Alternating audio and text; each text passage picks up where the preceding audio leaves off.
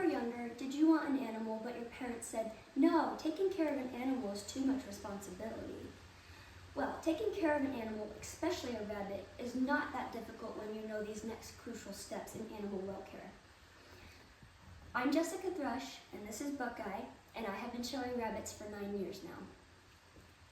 I was once denied the opportunity to have an animal until I learned the crucial steps in taking care of a rabbit. Today, we are going to focus on the upper body, midsection, and lower body of rabbit welfare. First, we will focus on the upper body of our animal.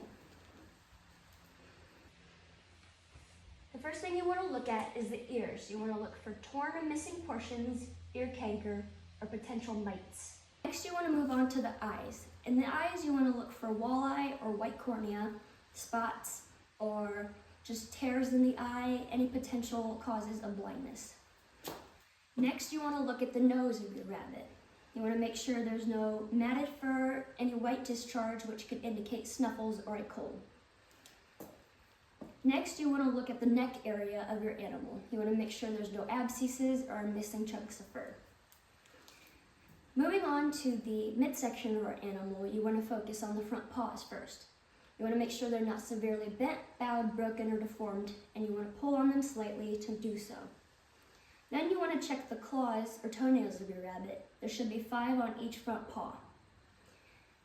You want to also make sure there's no missing toenails or severely big chunks taken out of them.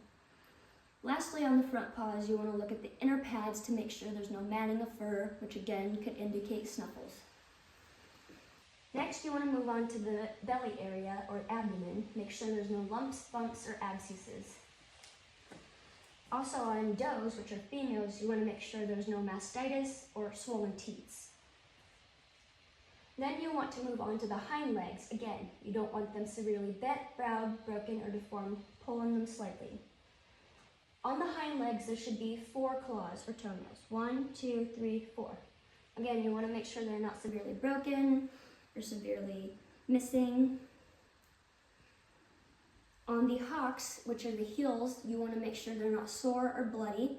And the most common breeds that do this are Mini Rex and Rexes. Then you want to move on to the genital area of your animal.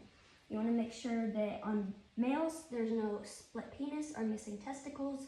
And on does, there's no vet disease, which is a sexually transmitted disease. Also on the hindquarters, you want to make sure there's no matting of fur or feces, which could lead to an infection of pinworms. Lastly, on the hindquarters, you want to check the tail.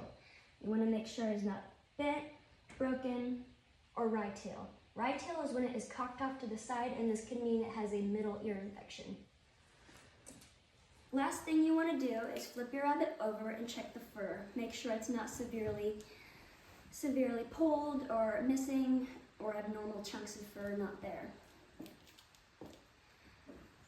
So, what we learned today is upper body, midsection, and rump of your rabbit. The key things you want to look for on upper body are snuffles, ear canker, and anything in the teeth or eyes. On the stomach, you want to look for any lumps, bumps, and you want to make sure the arms are not bent, broken, bowed, or deformed. In the hindquarters, you want to check the tail.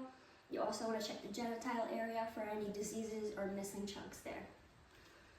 Whether you are planning on purchasing a rabbit, participating in shows, rattling off random facts to your friends, or convincing your parents to let you buy a rabbit, these facts will help aid you in your endeavor.